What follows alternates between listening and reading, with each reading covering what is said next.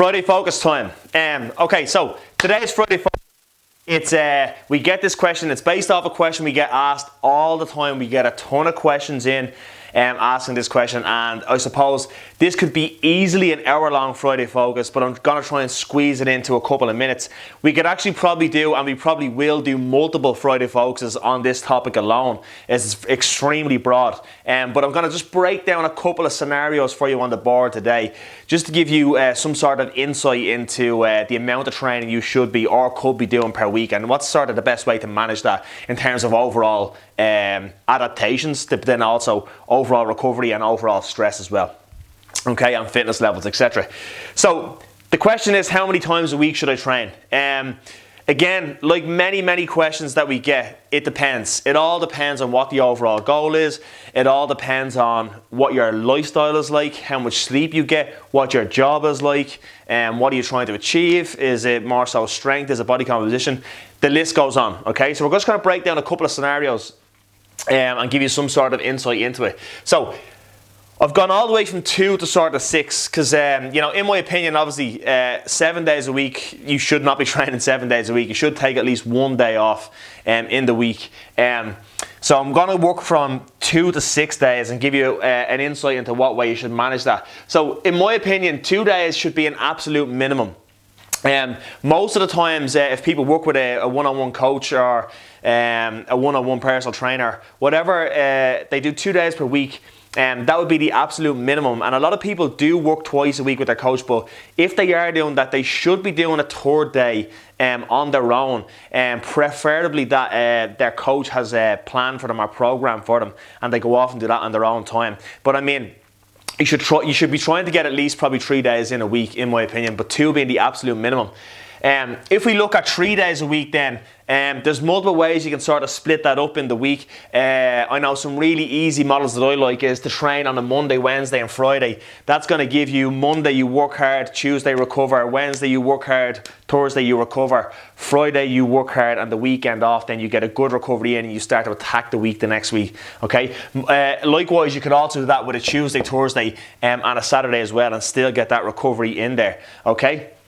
If we look at 4 days then, again, you can manage your 4 days in a very similar way. What I like to do is probably go, in that case, 2 on, take a recovery day, then maybe 2 on, and then take the weekend off. Something along the lines of that. Now again, depending on what your overall goals are, you want to sort of, if you are going to train more than 4 days a week, this is where you have to start thinking really about changing the stress on the body day to day, or changing the volume and intensity day to day. So if you look at maybe going with a high-low model, so say one day was a really high intensity, high volume day, and the next day was sort of step back a small bit, which is going to allow some recovery, and then you hit the next day again with that higher intensity, as you can see up here, and then maybe take a day off and repeat. But when you go into sort of 5 days, I've just done out this little sort of model here that you want to think. So if you're training in the gym, say if strength is your main goal, or if you're a bodybuilder or a physique athlete,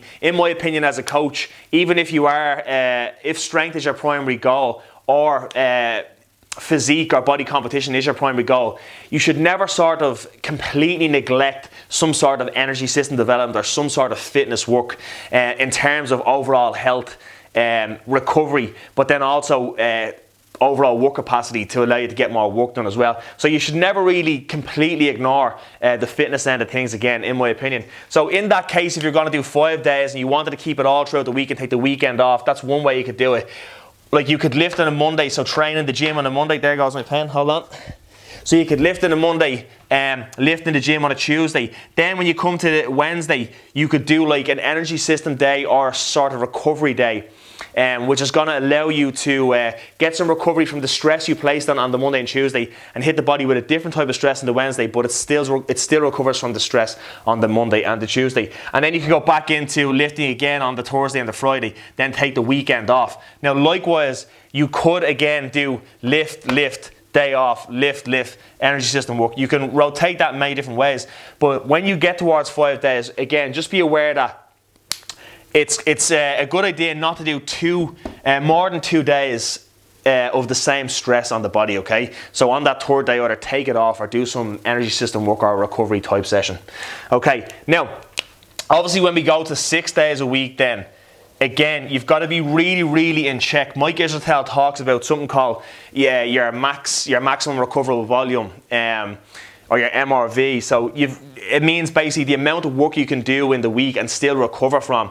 And when you sort of look at 6 days training, if you've got a busy lifestyle in terms of family life, you've got a busy career, you might travel a lot, you might like to go out with your friends the weekend, whatever that is.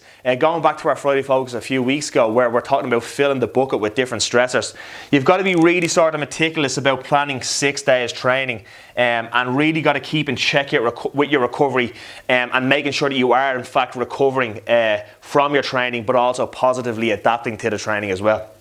So if we look at 6 days in the week, I'm just going to give you an insight into how I do that, because that's how many times I train in the week. I train all the way Monday through Saturday, and then I take Sunday off most weeks. But you're going to see now when I go through my model, I sort of change the stressor day by day, which allows me to get recovery from one stress while I put my body under different stress, and vice versa. Okay, so if I look at the way I set my week up at the moment, on a Monday usually, I'm in the gym, I do some strength and conditioning work in the gym.